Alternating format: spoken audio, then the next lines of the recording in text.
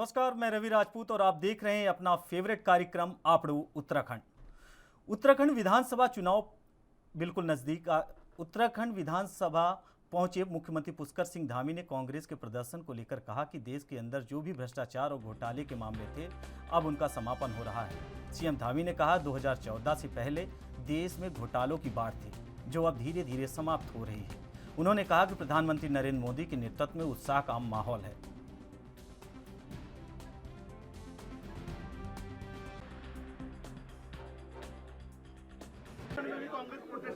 देखिए, मोदी जी के प्रधानमंत्री बनने के बाद देश के अंदर जो भ्रष्टाचार के मामले हैं, चोरी के मामले हैं, बेईमानी के मामले हैं, घोटाले हैं, वो सारे उनका सबका समापन हो रहा है। और आज मोदी जी जिस पारदर्शिता से काम कर रहे हैं, उसका परिणाम है कि देश के अंदर 8 सालों में जो एक वातावरण निर्मित हुआ है, वो अपने आप में उत्साह का वातावरण है, ऊर्जा का वातावरण है, एक उमंग का वातावरण है। 2014 से पहले देश के अंदर भ्रष्टाचार और घोटालों की बाढ़ थी। आज उन सब से अपना फेस सेविंग करने के लिए इस प्रकार के धरने प्रदर्शन किए जा रहे हैं। जबकि काम अगर किसी ने गलत किया है तो मैं समझता हूं कि मोदी जी के शासनकाल में वो बच नहीं पाएगा, और किसी ने अगर कोई खराब काम नहीं किया है तो वो भी जो है उसको किसी प्रकार की कोई परेशानी नहीं होगी। ऋषिकेश में एम्स में इलाज के लिए आने वाले मरीजों के तीमारदारों की मदद के लिए बनने जा रहे माधव सेवा विश्राम सदन का शिलान्यास उत्तराखंड के मुख्यमंत्री पुष्कर सिंह धामी, बाबा रामदेव, संत विजय कौशल महाराज ने किया। इस दौरान एक भव्य कार्यक्रम का आयोजन किया गया, जिसमें विश्राम सदन के लिए दान देने वाले सहयोगियों को भावराव देवरस सेवा न्याय की ओर से सम्मानित किया गया। मुख्यमंत्री पुष्कर सिंह धामी ने कहा, भावराव देवरस सेवा न्यास की ओर से बनाए जा रहे माधव सेवा विश्राम सदन मरीजों की तीमारदारों के लिए मील का पत्थर साबित होगा। उन्होंने विश्राम सदन के निर्माण में सरकार की ओर से बतौर मदद 50 लाख रुपए देने की घोषणा की। कहा कि राष्ट्रीय स्वयंसेवक संघ के प्रयास की प्रशंसा करनी होगी।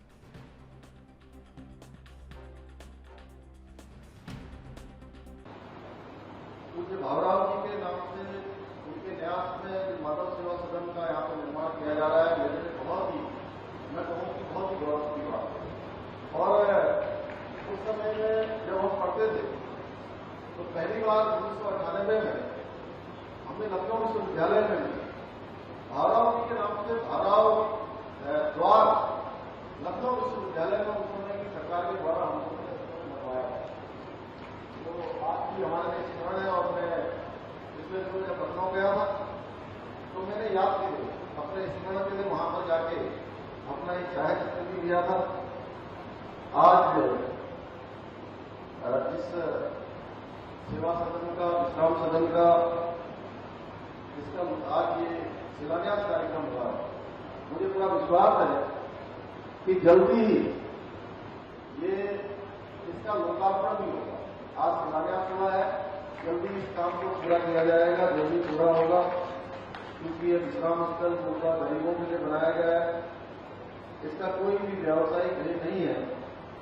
अतः मैं इस निर्माण से उत्तराखंड सरकार की तरफ से 50 लाख रुपये धनराशि की घोषणा करता हूँ।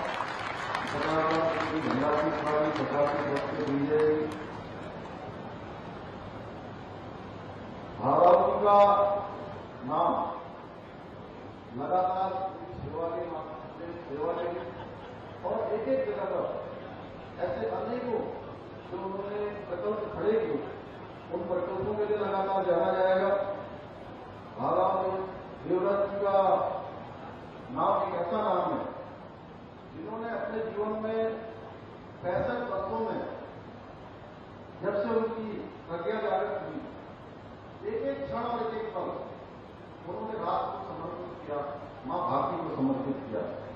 वर्ष 1937 में 20 वर्ष की आयु में डॉक्टर साहब जी की संघ विस्तार योजना के अंतर्गत भावराव जी नागपुर से शुरू उत्तर प्रदेश के लखनऊ आ गए, और लखनऊ आने के बाद 1952 में शिशु मंदिर योजना प्रारंभ की गई। उसका सपना था, उनका क्रियान्वयन पूरे उत्तर प्रदेश के गोरखपुर केंद्र से हुआ। यह नशा का पौधा जो उस समय प्रारंभ हुआ था, आज विशाल काय बढ़ बनकर मुख्यमंत्री पुष्कर सिंह धामी ने बॉलीवुड गायक जुबिन नौटियाल को बेस्ट प्लेबैक सिंगर मेल का अवार्ड मिलने पर बधाई दी और उनके उज्जवल भविष्य की कामना की। मुख्यमंत्री ने कहा कि गायक जुबिन नौटियाल को मिला यह सम्मान राज्य का भी सम्मान है, इससे युवाओं को भी प्रेरणा मिलेगी। गायक जुबिन नौटियाल के आवास पर आयोजित कार्यक्रम के अवसर पर कैबिनेट मंत्री सतपाल महाराज, प्रेमचंद्र अग्रवाल, गणेश जोशी, सांसद नरेश बंसल, जुबिन नौटियाल के पिता राम शरण नौटियाल उपस्थित रहे।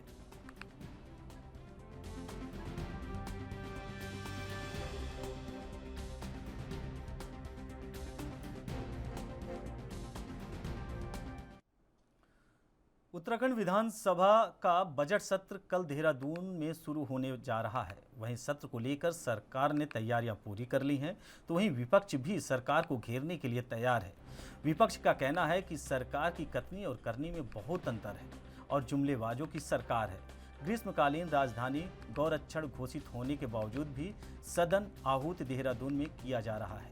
इससे बड़ा ही दुर्भाग्यपूर्ण कुछ नहीं हो सकता।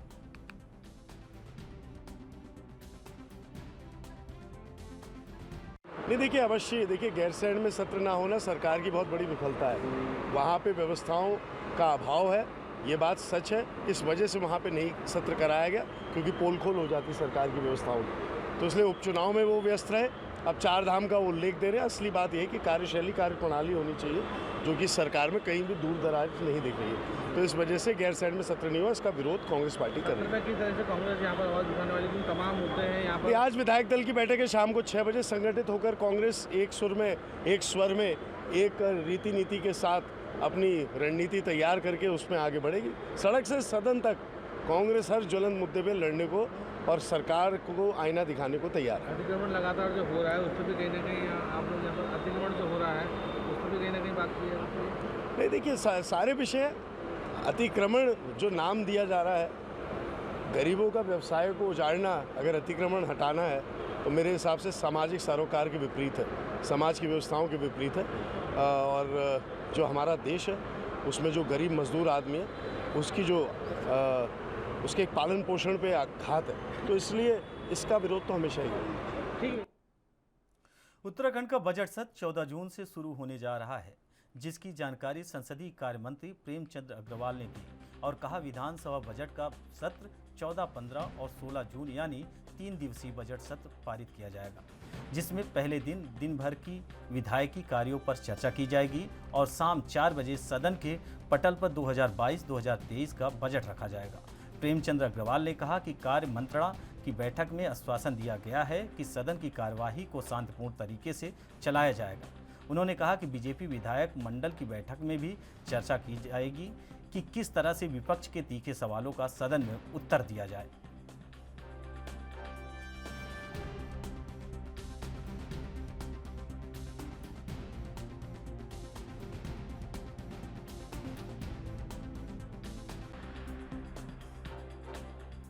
चौदह, 15, 16 3 दिन का जो कार्यमंत्रणा समिति में 3 दिन का हमने एजेंडा पास किया है, तय किया है, जिसमें कल विधायी कार्य और सामान्य चर्चा के साथ साथ 4 बजे हम लोग बजट पेश कर रहे हैं और परसों यानी कि 15 तारीख को आय व्यय पर चर्चा होगी और 16 को भी आय व्यय पर चर्चा और विभागवार चर्चा भी होगी। सर, एक इससे हटके सवाल है। आज कांग्रेस ने ईडी में प्रोटेस्ट किया पूरे देश भर में। कांग्रेस कह रही है कि बीजेपी सरकार ये कहीं ना कहीं बदले की भावना से काम कर रही है। आप लोग कैसे देखते हैं इस प्रोटेस्ट को? और देखिए, प्रोटेस्ट करना उनका लोकतांत्रिक अधिकार है, उस पर मुझे बहुत ज़्यादा नहीं कहना है, लेकिन किसी भी व्यक्ति पे यदि कोई समन आता है, स्वाभाविक रूप से उससे अपेक्षा की जाती है कि वो अपने उस बात को सिद्ध करे कि वो निर्दोष है। भ्रष्टाचार पर लगाम लगाने को लेकर उत्तराखंड सरकार अपनी कमर कस चुकी है। वहीं जिधर देखा जाए बीजेपी बुलडोजर की कार्रवाई और ताबड़तोड़ छापेमारी के कारण प्रसिद्धि पा रही है। बीजेपी प्रवक्ता सदाब शम्स ने कहा कि बीजेपी सरकार में जीरो टॉलरेंस पर काम करती है और भ्रष्टाचारियों की इस सरकार में कोई जगह नहीं है। साथ ही उन्होंने कहा कि भ्रष्टाचारियों की सरकार में डरने की ज़रूरत है, क्योंकि एक एक करके सरकार सभी भ्रष्टाचारियों को सलाखों के पीछे डालने का काम करेगी।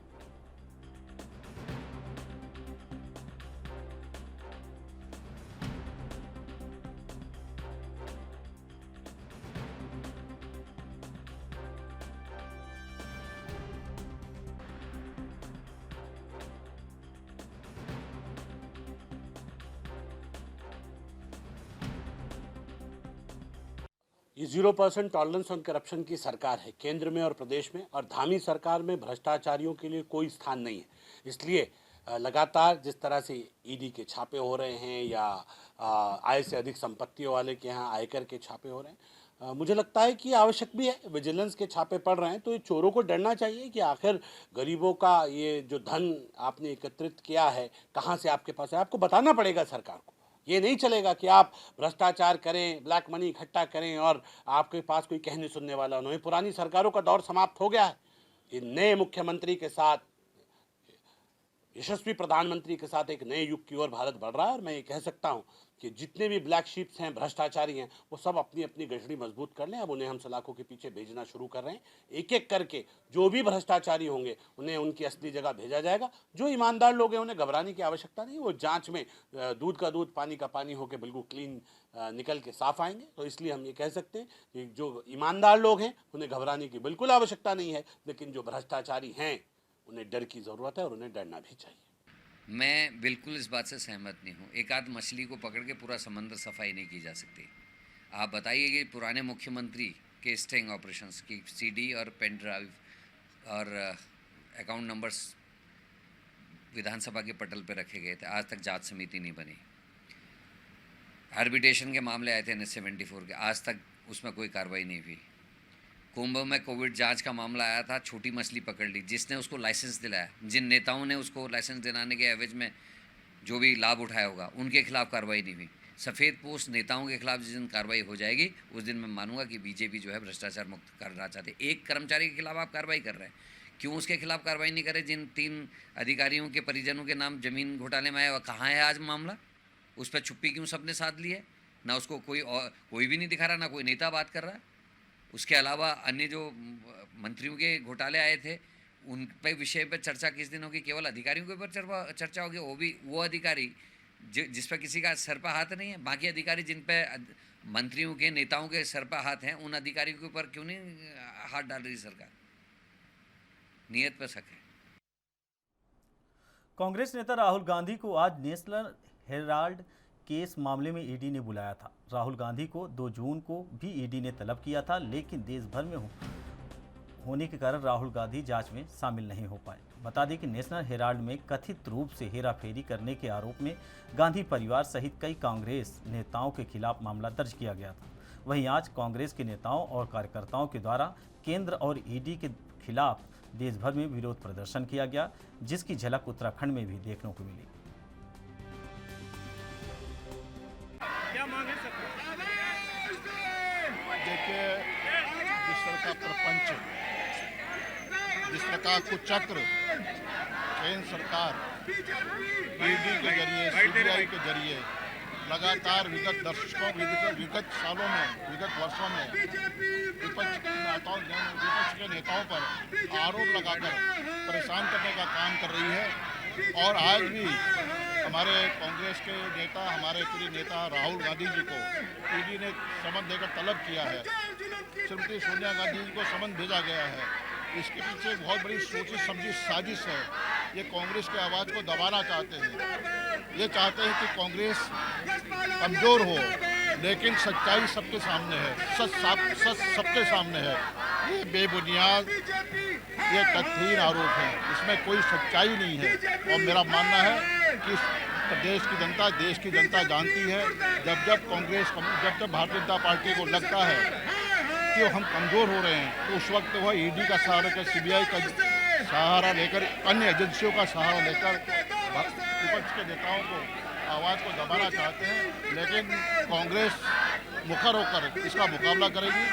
और मेरा मानना है कि कांग्रेस का इतिहास है, कांग्रेस ने जब अंग्रेजों से लड़ाई लड़ी, देश से अंग्रेजों को बाहर किया, तो ये लोग क्या हैं, ये जनता इसको सबक सिखाई। जनता देखिए, इस पूरे केस में कुछ नहीं है। नॉन प्रॉफिटेबल कंपनी को कांग्रेस ने अपनी ओर से ऋण दिया है और वो दिया जा सकता है, कहीं कोई लाभ इसमें नहीं उठाया गया है। और जो अखबार नेशनल हेराल्ड 1937 में जिसकी उत्पत्ति देश के स्वतंत्रता संग्राम सेनानियों की आवाज़ को आगे लाने के लिए करी गई थी, उसको अंग्रेजों ने भी सन 1942 से 1945 तक नहीं चलने दिया। आज उस अखबार को दोबारा जिंदा कांग्रेस ने किया है उस अखबार को दोबारा मारने के लिए भारतीय जनता पार्टी की फासिस्ट सोच वाले लोगों ने आज इसको पूरे प्रपंच को रचा है और वो इसको रचकर ईडी का इस्तेमाल कर रहे हैं ताकि वो राहुल गांधी और सोनिया गांधी की छवि खराब कर सके और नेशनल हेराल्ड जैसे न्यूज़पेपर्स को दबा सके। आज ये ऐसा लगता है जो गौरी लंकेश के संग हुआ है, आज नेशनल हेराल्ड के साथ ये करने जा रहे हैं। ये पत्रकारों को, जो हमारा लोकतंत्र का चौथा स्तंभ है, उसको कमजोर करने की साजिश भारतीय जनता पार्टी की है। हमारा नेता आज लड़ रहा है, संघर्ष कर रहा है और पूरी कांग्रेस उसके संग कंधे से कंधा मिला के संघर्ष करने के लिए तैयार खड़ी है और इसीलिए आज हम धरना कर रहे हैं। फिलहाल रुकते हैं एक छोटे से ब्रेक के लिए। ब्रेक के बाद तुरंत हाजिर होते हैं।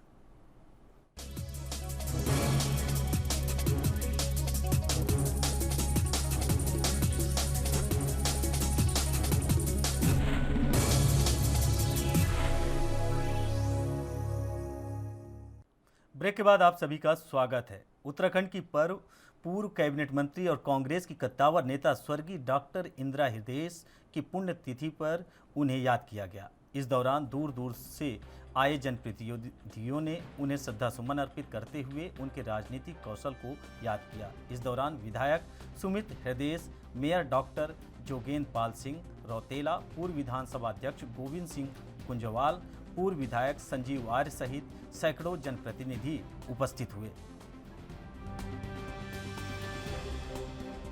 समर्पित व्यक्तित्व की, इसने प्रदेश की और अपने क्षेत्र की विकास की ऐसी सोच रखी और विकास का ऐसे परिचय दिया और जिस प्रकार से राजनीतिक सामाजिक कौशल का उन्होंने परिचय दिया, जीवन भर एक समर्पण के साथ जनसेवा में अपने सारे जो क्षण थे वो निछावर कर दिए।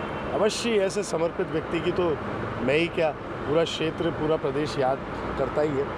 और आज एक साल बीत गया, समय बलवान है, समय सीमा इतनी जल्दी, अभी ऐसा लग रहा है कि अल्पी समय हुआ है, लेकिन एक साल बीत गया है तो थोड़ा विश्वसनीय है। परिवार के लिए कष्टदायक है, उनके समर्थकों के लिए, चाहने वालों के लिए, और विपक्ष में भी चाहने वाले बहुत थे। इसलिए जितने सारे लोग हैं सबकी संवेदनाएं उन्होंने मुझसे प्रकट करी आज, क्योंकि दोनों भारतीय जनता पार्टी और कांग्रेस के कई सारे कार्यक्रम सुनिश्चित थे पहले से, इस वजह से नेतागण ज़्यादा नहीं आ पाए, लेकिन फिर भी जो समर्थक हैं, जो परिवार के सदस्य हैं, वो अपनी श्रद्धांजलि अपने तरीके से अर्पित कर रहे हैं और उनको कभी नहीं बुलाया जा पाएगा। स्वर्गीय इंदिरा हृदय जी की आज प्रथम पुण्यतिथि है।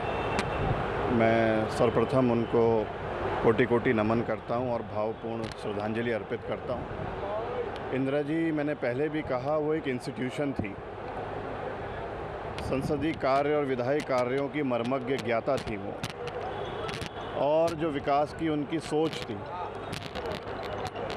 आज उनका हमारे बीच नहीं होना निश्चित तौर पर संपूर्ण प्रदेश के राजनीति के परिप्रेक्ष्य में भी और उत्तराखंड के विकास के परिप्रेक्ष्य में भी ये बहुत बड़ा नुकसान है और इसकी पूर्ति इतनी आसानी से संभव नहीं है। आज श्रीमती इंदिरा गांधी जी की पुण्यतिथि है। मैं अपनी ओर से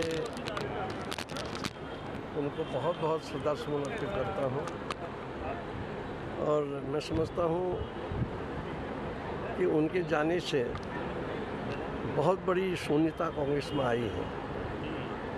वो कांग्रेस की वरिष्ठ नेता थी, बहुत बड़ी राजनीतिज्ञ थे और कई मामलों को सुलझाने का काम भी करती थी, और उनके जाने के बाद उस तरह का नेतृत्व अभी तक कांग्रेस में उभर करके नहीं आ पाया। और मैं समझता हूँ आने वाले दिनों में उनके स्थान की पूर्ति उनके जो पुत्र हैं सुमित हृदय जी, वो निश्चित रूप से करेंगे, ऐसा मुझे आशा है। स्वर्गीय श्रीमती डॉक्टर इंदिरा हृदय जी की आज प्रथम पुण्यतिथि है। हम सब उनके लिए प्रार्थना करते हैं कि इस दिवंगत आत्मा को शांति प्राप्त हो, और उनका जो योगदान है समाज के लिए, और एक अच्छी राजनेता थी और एक लंबा अनुभव, उत्तर प्रदेश की विधानसभा परिषद की सदस्य रही एक लंबे समय तक, उत्तराखंड बनने के बाद यहाँ की विधायक रही, वरिष्ठ विधायक थी। कई महत्वपूर्ण पोर्टफोलियो उन्होंने उत्तराखंड सरकार में रहते हुए उनका निर्वहन किया, और मैं समझता हूँ कि मेरा केंद्रीय आर्य युवक परिषद दिल्ली के तत्वाधान में चल रहे आर्य युवक चरित्र निर्माण शिविर का समापन हुआ। इसमें किशोरों और युवाओं ने गुरुकुल के प्रदर्शन करते हुए चरित्र और राष्ट्र निर्माण में अपना योगदान देने का संदेश दिया। साथ ही बच्चों को और युवाओं ने योग लाठी चलाने का प्रदर्शन किया। वहीं महाराज सच्चिदानंद स्वामी ने कहा कि जिस मिट्टी में हम रहते हैं उस मिट्टी की खुशबू और वेद मंत्रों का प्रचार पूरे विश्व में करें और एकता का संदेश दें।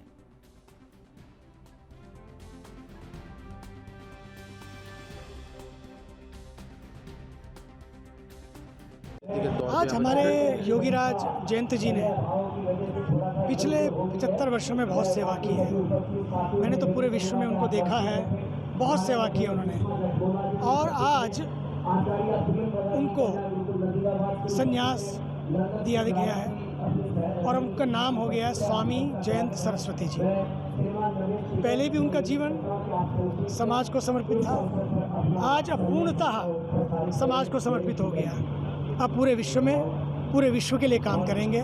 भारतीय संस्कृति का, वैदिक संस्कृति का प्रचार प्रसार करेंगे।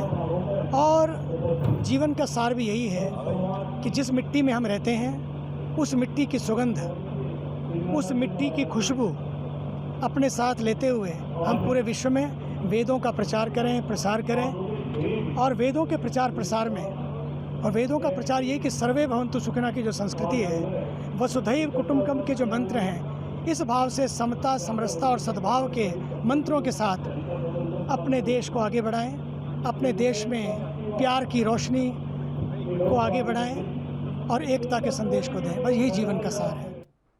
14 जून को रक्तदान दिवस मनाया जाता है और उसके पहले दिन यानी आज आम आदमी पार्टी के प्रदेश कार्यालय में रक्तदान शिविर का आयोजन किया गया, जिसमें आम आदमी पार्टी के कई पदाधिकारी और कार्यकर्ताओं ने रक्तदान किया। इस मौके पर आम आदमी पार्टी के गढ़वाल मीडिया प्रभारी राविंद्र आनंद ने बताया कि रक्तदान करने से किसी के जीवन को बचाया जा सकता है। यह एक पुण्य का कार्य है। आम आदमी पार्टी ने आज रक्तदान शिविर का आयोजन कर जरूरतमंदों के लिए खून एकत्रित करने का काम किया है और आगे भी आम आदमी पार्टी इस तरह के कार्य करती रहेगी।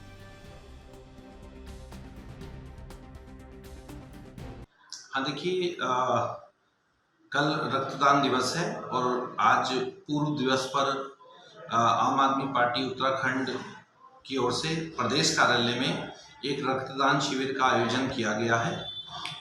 रक्तदान महादान है और रक्तदान करने से हम दूसरे की जीवन को बचाते हैं। तो इसी संदेश को देने के लिए पार्टी द्वारा ये निर्णय लिया गया है, जिससे कि और लोगों को प्रेरणा मिले, समाज में एक मैसेज जाए और लोग प्रेरित होकर के रक्तदान करें, जिससे कि भारत में जो रक्त की कमी है वो पूरी की जा सके। साथ ही जो लोग समय पर रक्त के ना मिलते अपने प्राणों से हाथ धो बैठते हैं, उनको बचाने के लिए इस मुहिम को चलाया जा रहा है और भविष्य में भी इस प्रकार की रक्तदान शिविर आम आदमी पार्टी द्वारा। हरिद्वार की निष्काम सेवा ट्रस्ट आश्रम में विहिप की केंद्रीय मार्गदर्शक मंडल की 2 दिवसीय बैठक का समापन हो गया। बैठक में देश भर के कई बड़े साधु संत शामिल हुए। बैठक में मठ मंदिर धर्मांतरण, Kashi Mathura common civil code से संबंधित कई प्रस्ताव पास हुए। बैठक के बाद विहिप के केंद्रीय महामंत्री विलिन परांदे ने प्रेस वार्ता को संबोधित करते हुए कहा कि देश भर में मौजूद मठ मंदिरों में सरकार नियंत्रण हटाना चाहिए। धर्मांतरण के लिए देश में चल रही ईसाई और मुस्लिम संगठनों को रोकने के लिए कठोर कानून बनाना चाहिए। उत्तराखंड सरकार द्वारा कॉमन सिविल कोड लागू करने का निर्णय की हम प्रशंसा करते हैं।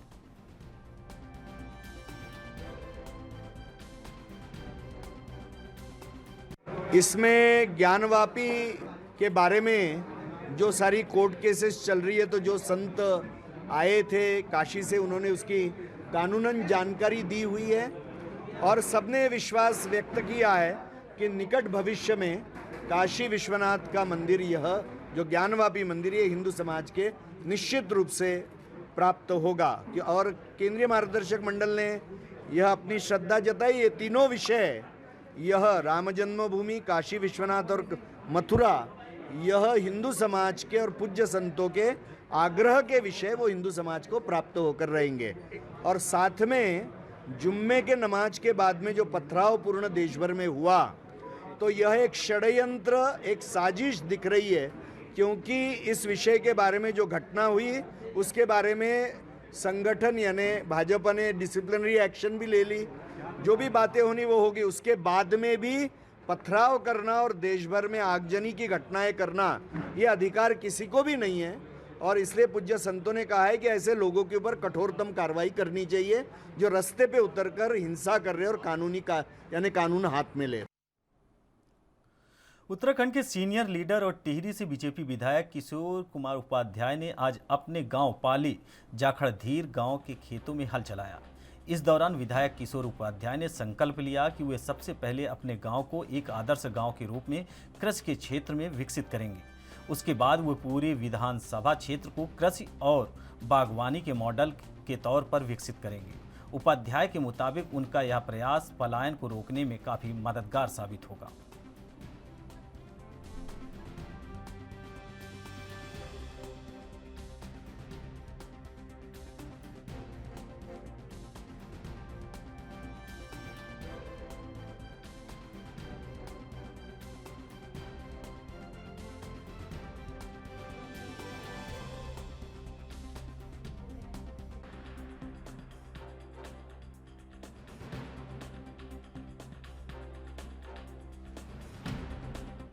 फिलहाल इस बुलेटिन में इतना ही। बाकी खबरों से जुड़े रहने के लिए देखते रहिए एएनबी न्यूज।